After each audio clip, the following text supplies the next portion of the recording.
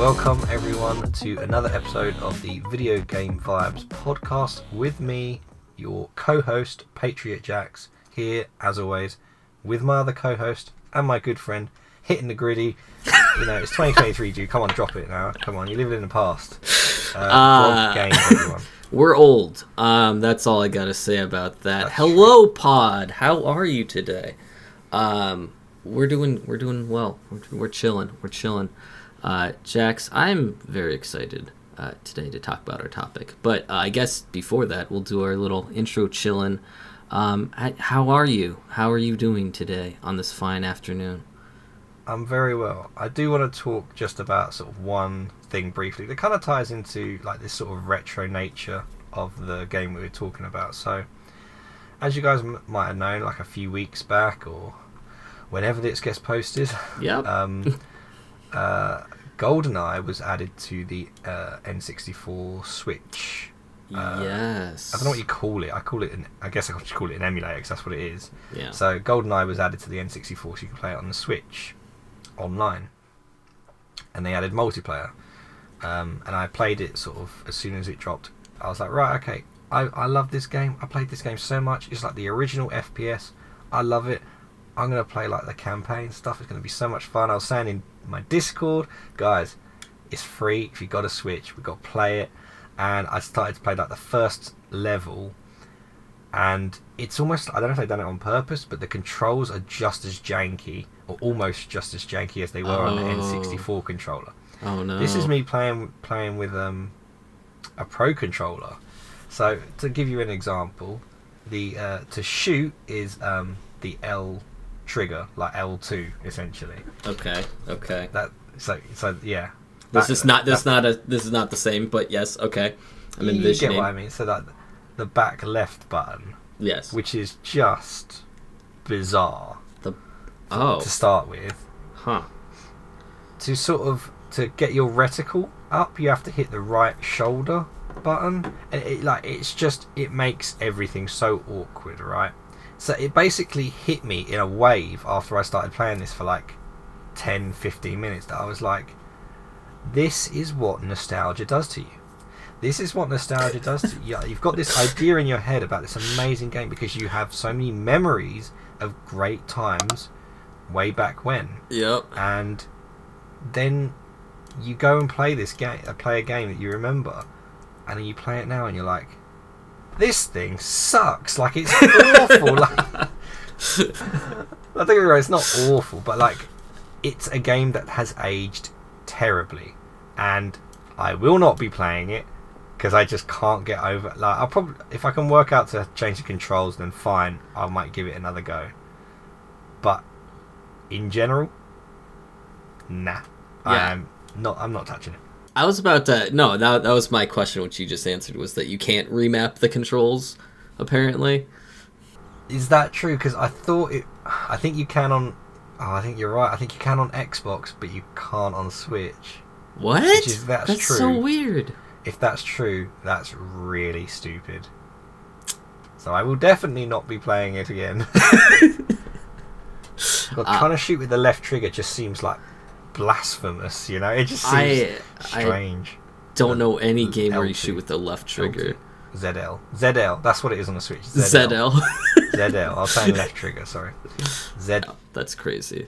I am sorry that your nostalgia blinders have once again tricked you into a scenario where you were crestfallen by the gameplay presented to you. So, sorry about that, buddy. Well, you know, not every game from our childhood is going to be a good one. I sort of disagree almost. I don't know. I feel like I can't think of one right now that was bad, but I'm sure there are some. Jax, a little off topic, but I do think that it's important to talk about because it's freaking epic. I believe off camera you said that you'd watch Blue Lock, the anime, the soccer Hunger Games-esque, more Squid Games, I guess, anime. What did you think about it? The football anime. Football, soccer. Football, soccer, same thing. It's fine, I'm joking. I watched pretty much just blitzed sort of the first 14, 15 episodes, and I thought it was brilliant. Actually, I wasn't sure what to think because I've never watched a sport anime. Yeah, that's like, fair. Ever. And it was so good. Like I was really so good, enjoyed dude. it. Don't get me wrong. Like, obviously, some of the terminology is funny to me because obviously I'm British and we obviously have certain terminology for what we say about certain things in in football. An example being. I knew you were going to say that. Well, you can't bring it up and not tell us. This is a podcast. Okay. Okay. I know there was a few things. You can do it. I believe in you. Take all the time you need. Alright, I can't think of anything right now. But it just... feel free to interrupt me, myself, or you. Bring it back when you think of it, alright? If any Brits are watching and have watched Blue Lock, I hope that what I'm saying is relatable. I'm sure it is. Because, there's just a few times it just made me laugh as all. But in general, it's just a great anime. Like, I really, really enjoy watching it. I love the ego and just that whole side of it. I like that they reference, obviously, like, legendary footballers in the game as well. Like, that was kind of cool. Yeah, that was cool. Cool Like that when they talk about Ronaldo and Messi and all that sort of stuff. I do really now wish that I'd watched it either before or during the World Cup, because Japan did so well in the World Cup. Like, I wish I did, because I would have had that whole, like, the whole Blue Lock ego thing for Japan. Like, did you? Okay, so sorry. Did you say you are caught up on Blue Lock? Yeah, I've watched the first 15 episodes. Okay. But I think there's some more coming out. But I'm watching it in dub, so I'm waiting.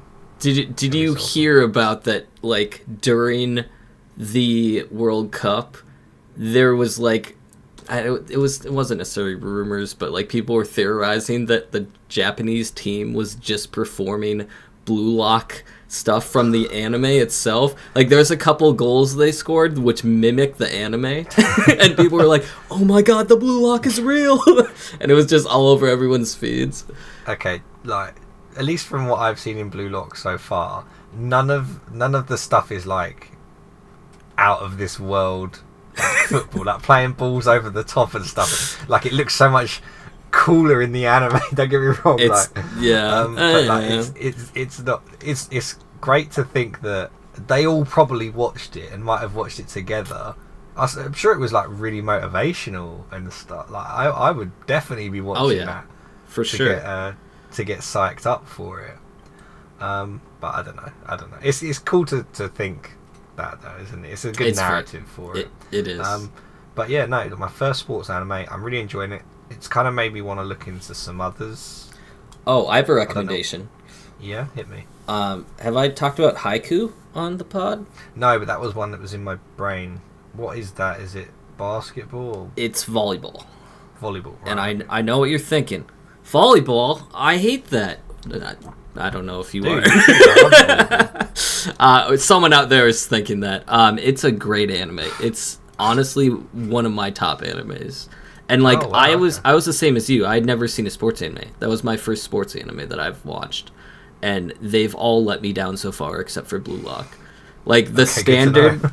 Yeah, no, because essentially they're held to a standard of haiku. Haiku is just so top tier for a sports anime. Like, the others that I've tried to watch after that, they just don't compare in relation to, like, I guess how accurate the sports is in the anime, because for haiku it's very realistic. Like, it's more realistic than Blue Lock.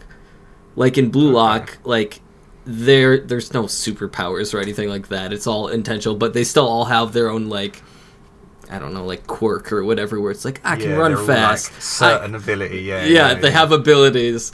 And in haiku, it's more grounded to realism, but that doesn't detract from how interesting it is. And it's also just a freaking great story. I would recommend that. I will have to check it out. Did you hear? I think I heard it on a TikTok. As we always say in every very episode, TikTok I positive. heard this on a TikTok. The theory, or like the joke, that almost every character in Blue Lock was taken from a different anime. Yeah, I did see that. Yeah. Yeah, that one dude looks like Ichigo Kurosaki from Bleach. There's Bakugo, the angry dude with the blonde spiky hair. There's Bakugo from My Hero. There's the guy with the skinhead from Attack on Titan. I forget what his name is. Oh, he's my favorite character. Why did I forget his name? Cabby or something. I forget what his name is. I gotta look it up now. Thanks for that. Don't worry. It's just another edit. Oh, wait, no, I can't Google it. Never mind. I'm not Googling it because I still don't know the ending to Attack on Titan and I don't want to find out.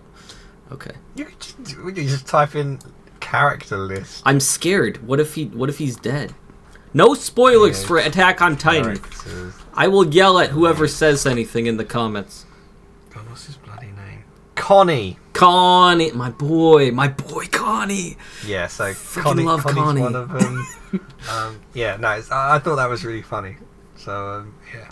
No, it is funny. I agree, but it's cool though because it's like, in other anime we just talked about this last episode where you were like, you can pick out the main character in front of everyone else. You were referencing the Pokemon game, but same thing. Oh yeah, no, absolutely. Where it's that's the main character. That's him right there. And in Blue Lock, at least you can't really say that because they all look sort of unique, and most of them anyway. In a way, it's like they've sort of grouped all of these anime characters together and now they're playing football in the team, which I think is really cool. It's good. Anyway, Blue Lock, good fun. Highly recommend. Should we get straight into Spyro? Do you like dragons? Do you like the color purple? Well, we're going to talk about all that today and more, including how we hate money bags. Today is the Spyro episode of Video Game Vibes. You forgot about money bags? I'm going to rant for 5 minutes about money bags. He epitomizes capitalism, that guy. He's so bad. So we're going to talk about Spyro, particularly Ripto's Rage and Year of the Dragon. And just talk about it casually, see how good they are. After the remasters came out, there's some more hype around Spyro. So, Jax, do you want to kick us off? So, my Spyro story starts when I was just a little boy, at like 9-10 years old. I'm loving He goes this. down to the shop to rent out, rent, if you can believe it, rent a PlayStation game. On his brother's PlayStation, he gets this game with a purple dragon called Spyro. Oh my! That was the start of my journey into I guess Spyro, because I played this one and I played Year of the Dragon. I skipped Ripto's Rage. Boo! The only thing I remember from the original game actually was because when you rent them out, like it was like you had 3 days, so. Oh, really? What the? 3 days. That's crazy. So I managed to get to the final boss, basically the day before. I had to take it back, and I couldn't beat it because there was this section where you had to. It was really challenging, like really tough, because you had to run like really fast, and the platforms you have to go from like wall to wall, and the platforms were like getting smaller and smaller, and there was this like a pixel of a space you had to jump onto, and I could never manage it. Like every single time I made it, and I didn't rent it again because I was like, I got to the final boss. I'll That's close. And then when Year of the Dragon dropped in the year 2000, would you believe it? Year of the Dragon. I think it was year 2000. Is it actually the Year of the Dragon? I think so. Was the Year of the Dragon dropped in Year of the Dragon? Yeah, of course I was. Why am I even questioning myself? It dropped in the year 2000, the Year of the Dragon. And I freaking loved Year of the Dragon. There wasn't, in my opinion, like a whole lot that was different from what I remembered playing the original Spyro. Like, it's very much, the game mechanics are, not hugely varied. Spyro can run and headbutt, he can glide, he can obviously shoot fire, and that's kind of his main stuff. What Spyro Year of the Dragon did was add new characters, added new sort of ways of using his limited sort of game mechanics and use them in more creative ways. changing how he spits out fire. So like sometimes he would spit out ice in certain sections, which was kind of cool because you get to freeze people and stuff like that. It was basically the most polished version of that Spyro trilogy, because I've just now played about 4 or 5 hours of Spyro Year of the Dragon in the Reignited trilogy, which I gotta be honest, I did enjoy it, but I found it more challenging than I would expect. Really? I'll say that. Yeah. Some of the mini games piss me off, like seriously. Okay, question. So I'm pretty sure, 90% sure, that game has the skateboarding level in it, in the Roman level. It's so early to bring this up, but I need to talk about it. Please. Yeah, when I was a kid, I saw that. I was like, oh my god, Spyro can ride a skateboard now. That's so cool. I couldn't do any of that stuff. Like, that mini game is so hard. The skateboarding? Did you beat it? Dude, I lived in that skate park. After I did the missions, stopped playing the game.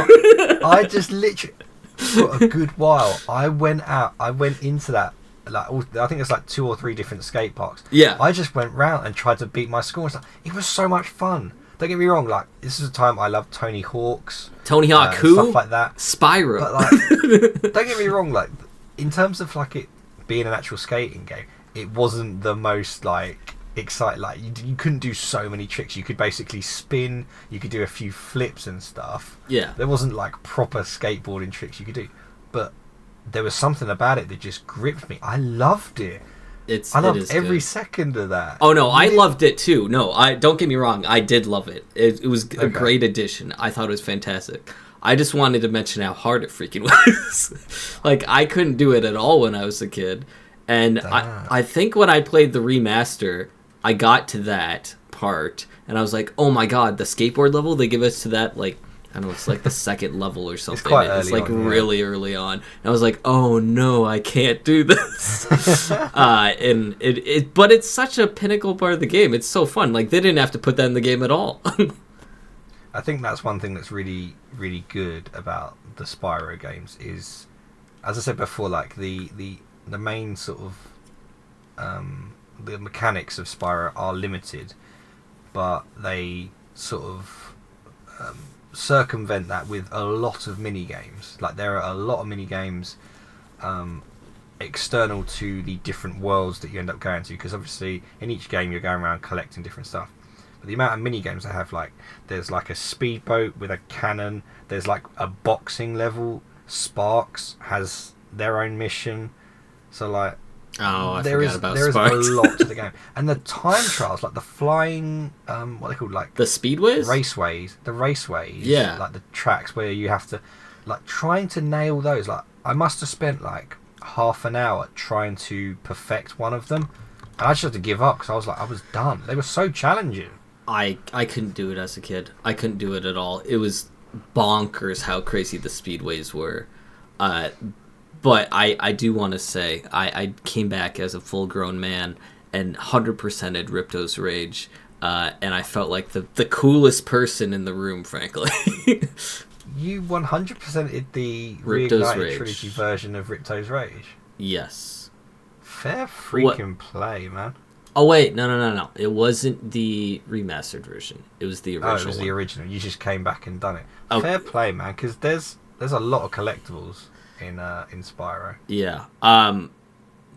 Just really quick, my story of Spyro and all of that stuff.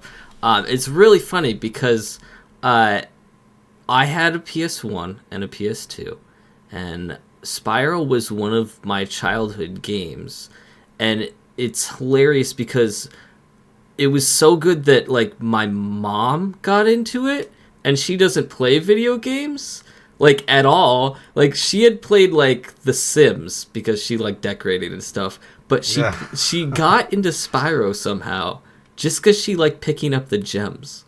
And so, like, there was times that I had to, like, try and get the PlayStation from her because I was trying to play video games because she was just on Spyro all day.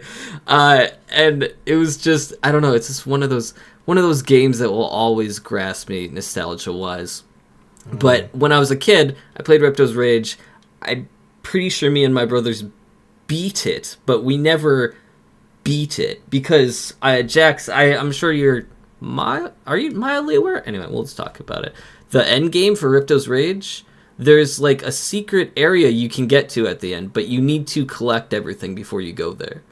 I didn't play 2 at all, and I haven't now, even on the okay, I thought maybe stuff. You'd heard of it, or like some of the mechanics of it and stuff. Right. There's the whole point of Spyro is in Ripto's Rage, he's trying to go on vacation, right? He just and they teleport him, and they're like, that's "Hey, right. Ripto is this guy in our world, and he's wrecking stuff." And they're like, "Can you please stop him?" And Spyro's just like, "I'm trying to go on vacation." And so what's cool is at the end of the game, finally, if you collect every single gem in the game and all the orbs, which are the collectible items, right, then you can get to the theme park area, which is where Spyro was trying to vacation in the first place. And then, good. Yeah, so I when I was a kid, I had gone there, and I was like, I'll never get in, I don't understand. And I have vivid memory of, like, coming home from school or something one day, I don't remember, and seeing my mom in the theme park, and I was like, how the hell did you get into the theme park, mother? I didn't say that because I was a kid, I didn't curse at my mother, but, like, point being, I was like, you can get in there? I had no freaking idea. And yes, so there is a theme park. I just wanted to bring that up. I would not have expected you to say that your mum was the one that found the secret area for collecting everything. Yes, not I. So I had a drive as an adult to come back to this game and get to at least the point that my mother did, because I'm like, if my mom can beat this game, I can beat this game. Can I make a point on the gem collecting, right? Because for me, it's like twofold, right? So I think Spyro, even now, compared to other games, does a great job of making you really want to collect the gems because they're just everywhere. Agreed.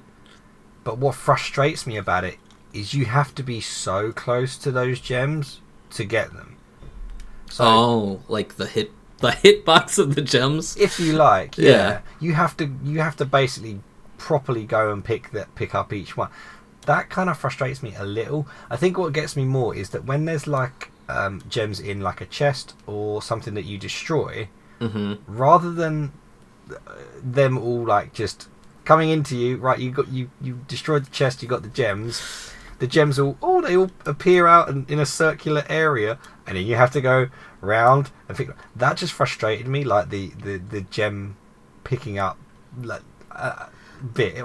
Like I said, it was like twofold. Like in one hand, it really annoys me. Like if they just give you a bit more of the area in which Sparks goes and picks them up for you, I wouldn't mind as much. But you have to go right up to each one. Yeah. So that's the only thing for me. But it does make you want to collect them because they're just everywhere. Yeah, I completely understand that, and it is very annoying. But it's also so, I don't know. There's a sense of like awesomeness that comes with collecting every single one. Like I might have to talk about how I when I was a kid playing this game a lot. I'll probably continually say like when I was a kid and this and that. But when I was a kid, there's like one level in Spyro in Ripto's Rage, and there's like this steel container, and I had gotten every gem in the level, and I didn't know how to break this stupid container, and there's no indication of it. And what happens is there's like this rocket like way on this top ledge that I would not have seen, and it's actually you have to go through the secret path to get there, but you click on it and then the rocket like zooms and does its thing and then breaks the metal container. But the metal container is like on a pillar, so when it does that, it's exactly what you said, Jax. All the gems fall off and go around this area. So like and when it blows up, I'm not watching it because I'm not right next to it. Like I'm a little further away, so when it exploded, I'm like, oh my god, did I get all the gems? Did I get all of them? I don't know where they all went because they just scattered everywhere to the winds. It's exhausting. I'm with you, but it's so worth it.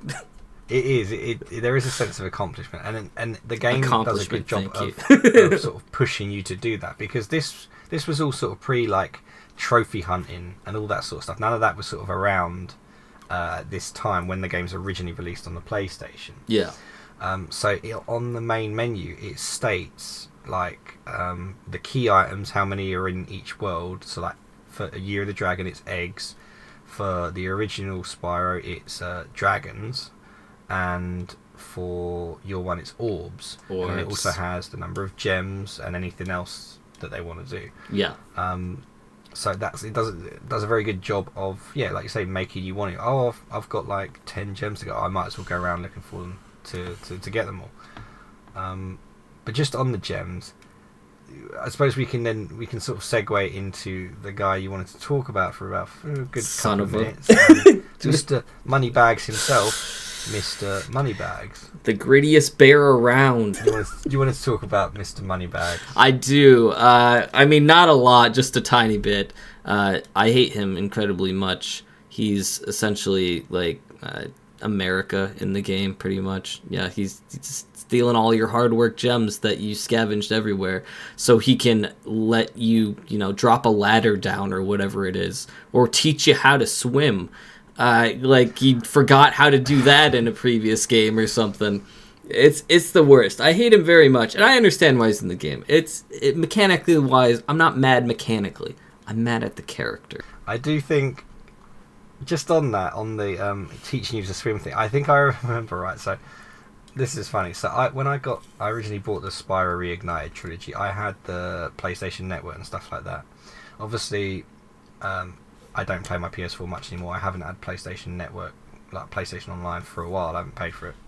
Mm-hmm. And when I went back to play Spyro Year of the Dragon, I wasn't aware, and by the way, I bought the physical copy of the Spyro Reignited trilogy, that there's only like part of Spyro, the first Spyro game, that's actually on the disc. So only part of the first game is on the disc, and you need to download the rest of that and Spyro 2 and Spyro 3 from online. So I had to sign up for a month's worth of PlayStation Online to download the game to play it.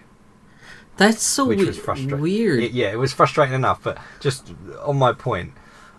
So whilst I was waiting for the Year of the Dragon to download, I started playing a bit of Ripto's Rage. Hell, it might have been the first one.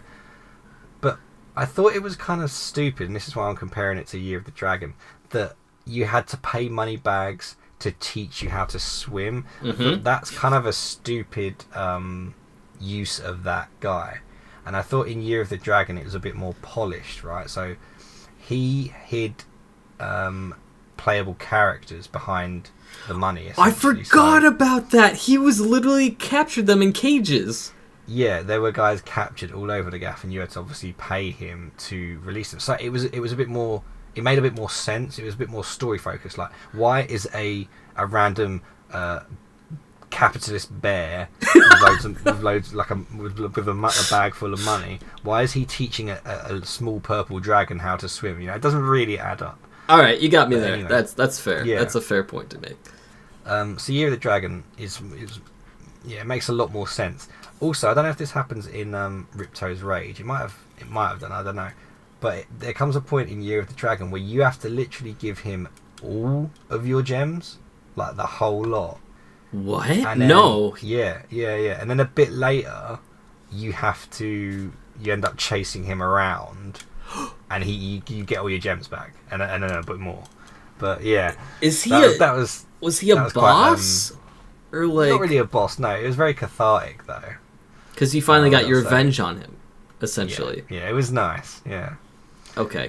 Good. I was gonna ask, because I vaguely remember something like that happening when I played it a long, long time ago. For any Spyro experts out there, guys, feel free to pull us up on any of the errors in our memory of these games. But yeah, nostalgia has a bit of an impact on like your point of view sometimes. As I was talking about with GoldenEye, sometimes some games don't age that well, and even though like this was a remaster, I personally, if this was like, if I'd never played this before, I probably wouldn't get this game. Like if it was just a new game that had come out, reasonably priced and stuff. You think so?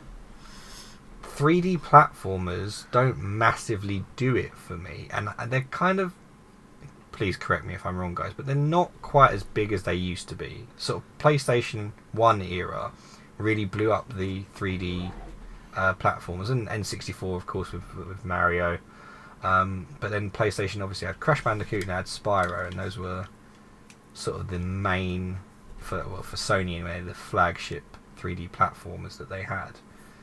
I never played Crash Bandicoot myself. Really? But yeah, I don't think I would.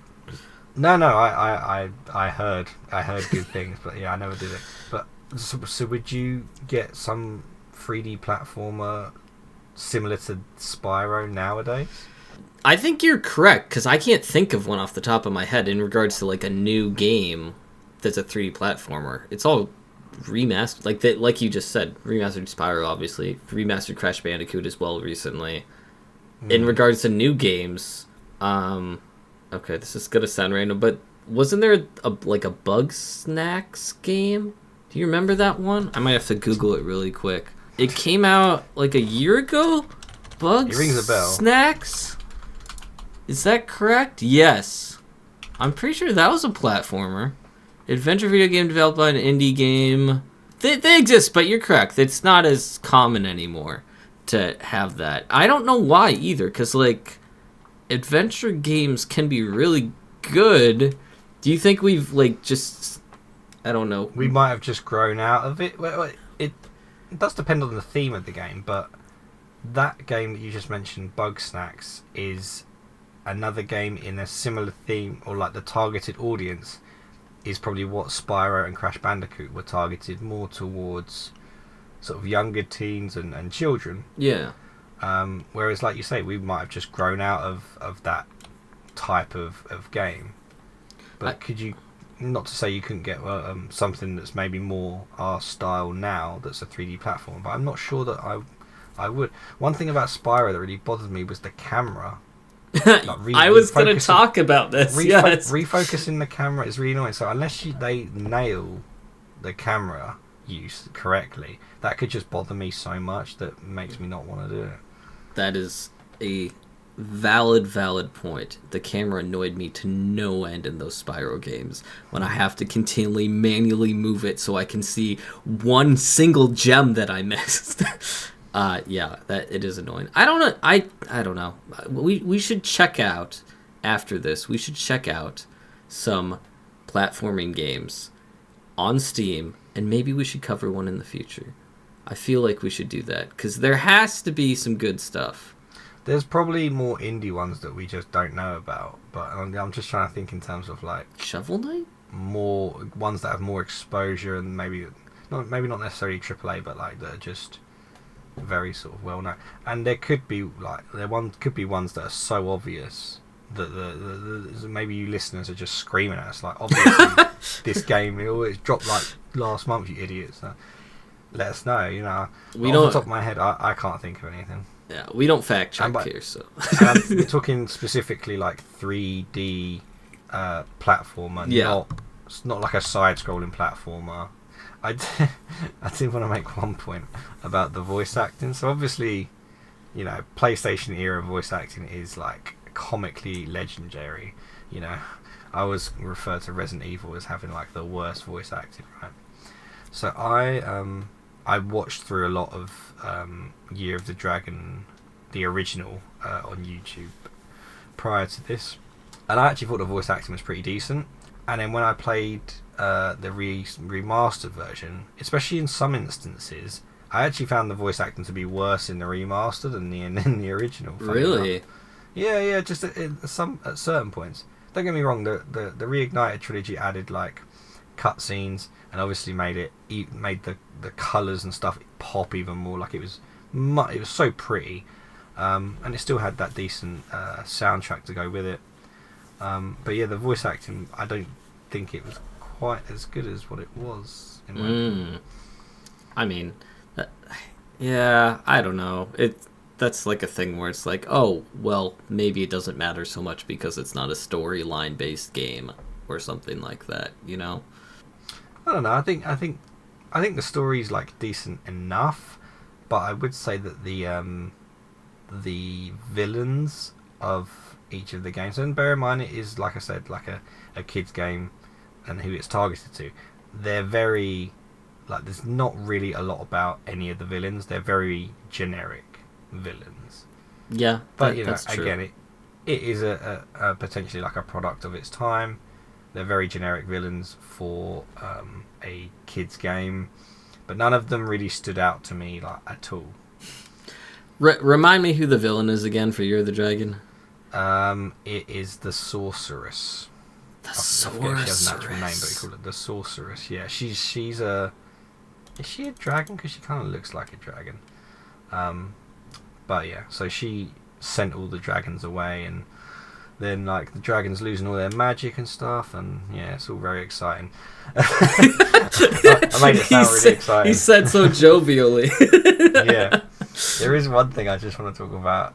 It's like sort of my final point. So when I was playing, right, and again it was one of these mini games, and I'm playing as like this Wendigo character, Bentley. Who, by the way, I can't remember right? his name. Bentley, yes. Bentley, bro, he's my favorite character in Year of the Dragon. He's so good.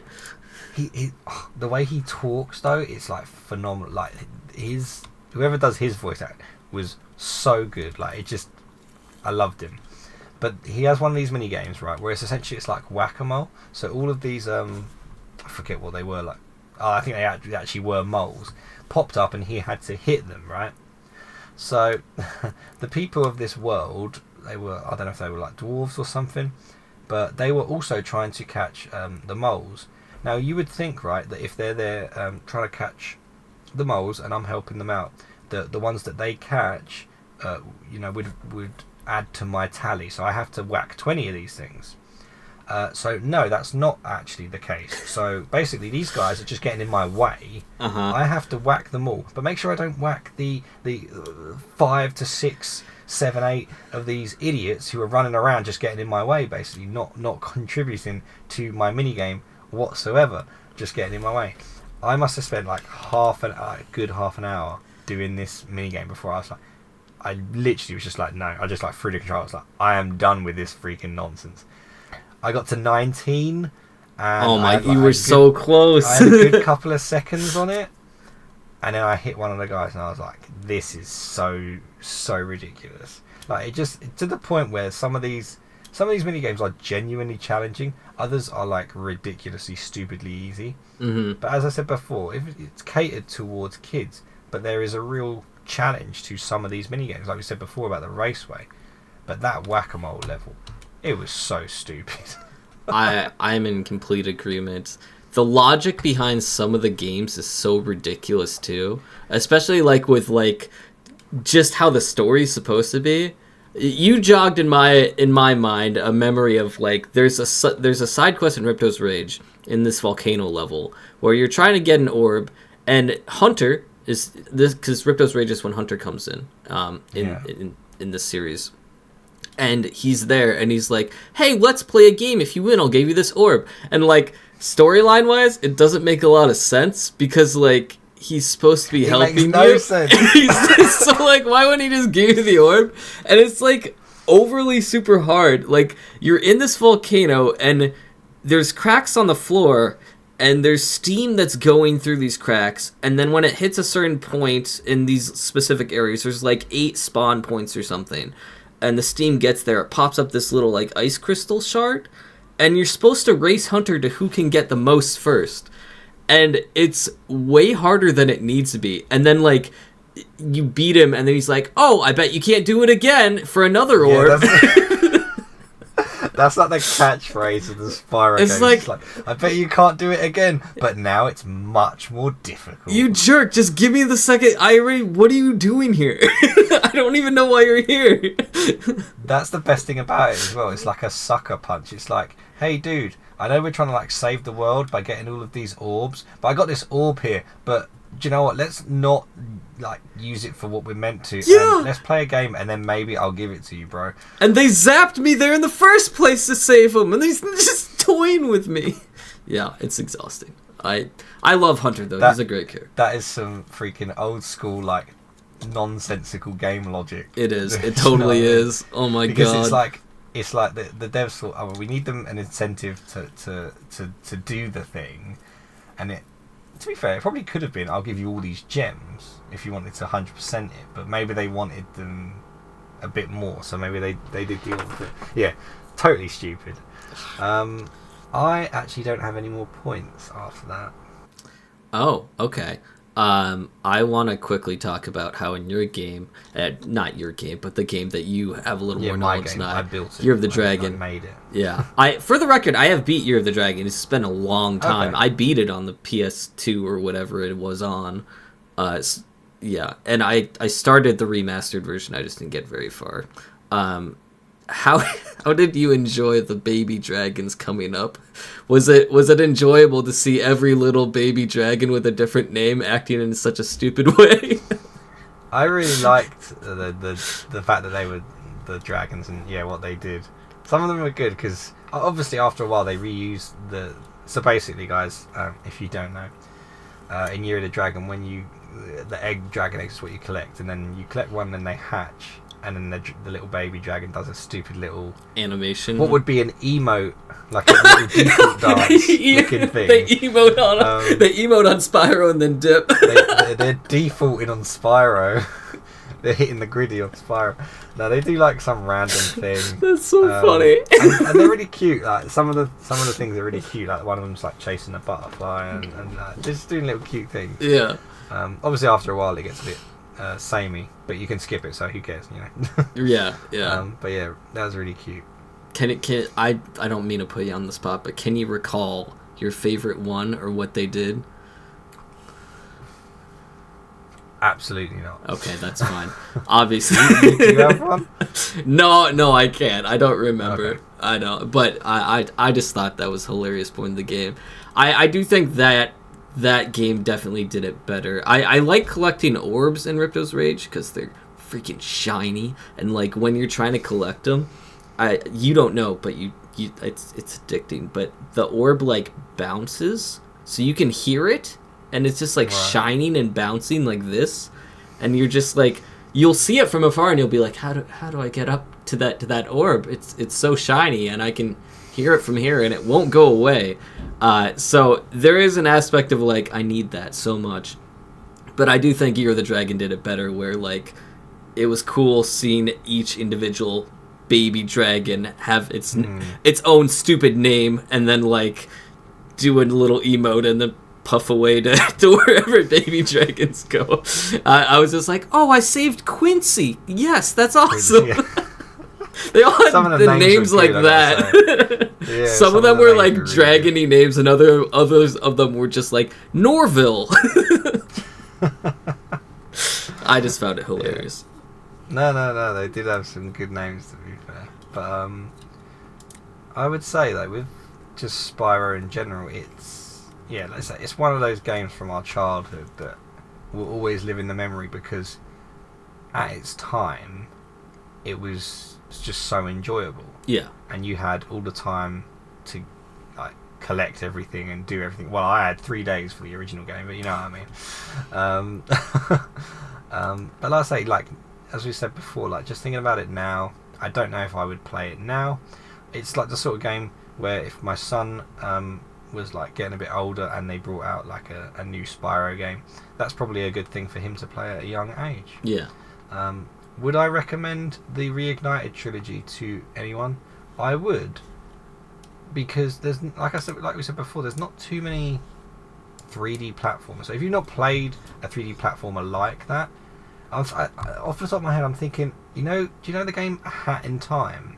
I do. Yes, I haven't played it, but I know of it. That's a 3D platformer, isn't it? Yes, it definitely is. And that's quite popular. So that's sort of one thing that just popped into my head. But like, if you like 3D platformers like that, the Spyro games are really good. Like, so the Reignited trilogy, you can get it so cheap now. Pick it up. It's a lot of fun. It's very good. Highly recommend. It passes the vibe for me. Spyro passes the vibe. Oh yes, the vibe check.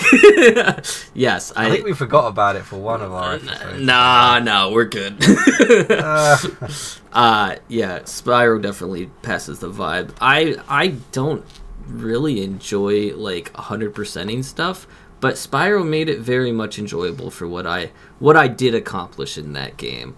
And he's just a lovable character in general, I believe. Jax, really quick, who was your favorite side character in Year of the Dragon that you unlocked? I need to know. I said mine was Bentley. Oh, Bentley, yeah, no, it was Bentley for me as well. Oh, really? Okay. The army penguin Major Bird. Sergeant Bird. Sergeant Bird, he was annoying. The stereotypical kangaroo. Sheila? I was not... Sheila. I was not a fan. You didn't like Sheila? You gotta say, that's probably one thing to point out. The game is... Obviously, it came out a long time ago, but it was...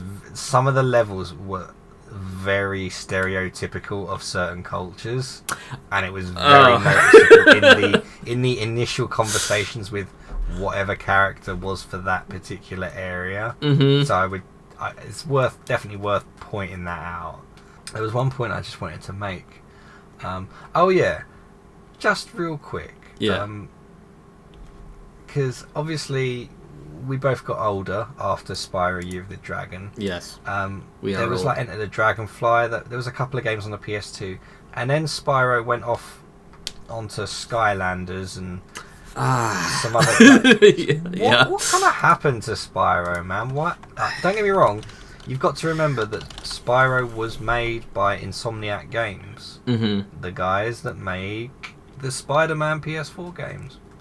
So they've moved on to, more big like franchises, and that's totally cool. But it's a shame to see where Spyro is now, because you could definitely get a good Spyro game. I could see Spyro becoming more of a Metroidvania. To be honest. Metroidvania? You think so? Yeah, like a side scroller. Absolutely, like with the type of character he is.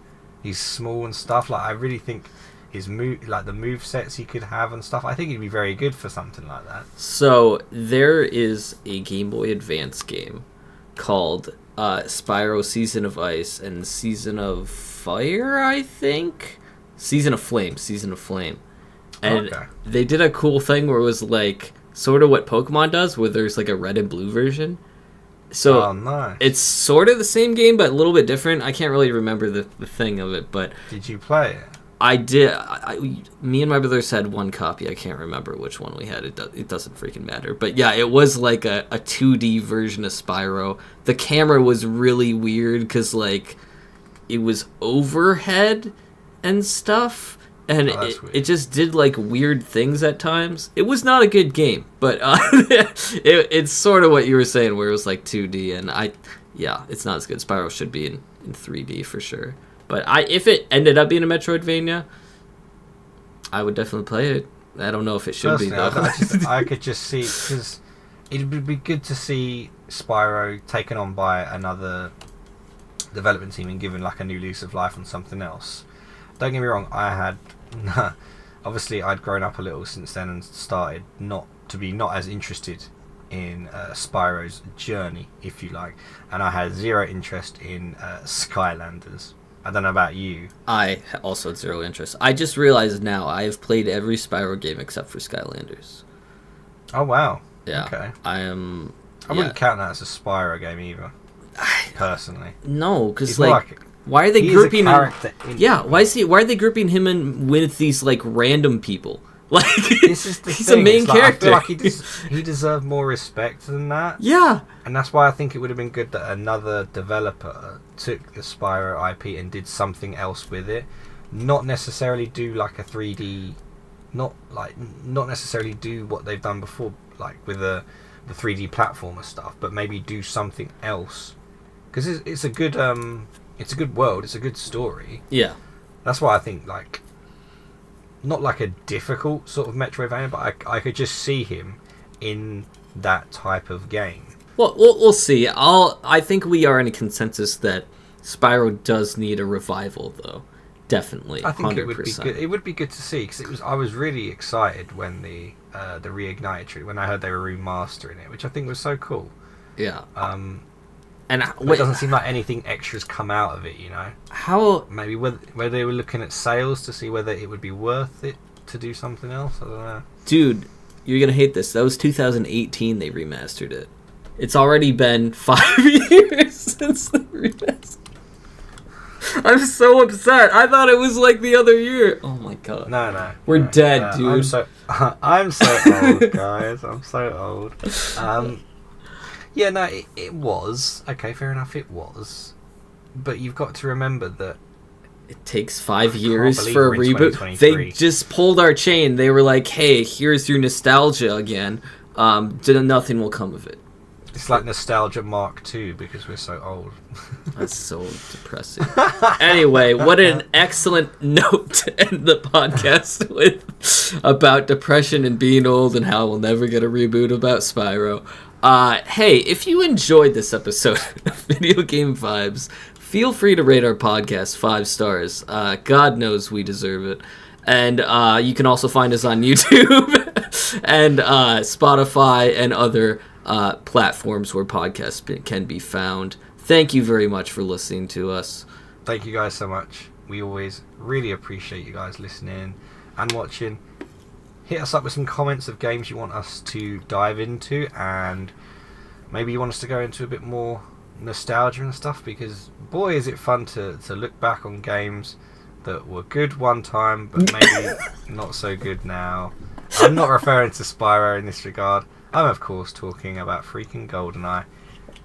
On that note, I will say goodbye. Thank you, Grog, once again. This has been fun as always, and until next time, we will see you in the next episode. Goodbye. I have the same shirt on because we recorded twice in a row. Thanks. Bye. I'm cutting that out if this is my... What? No! Beep it in! It's a good Easter egg.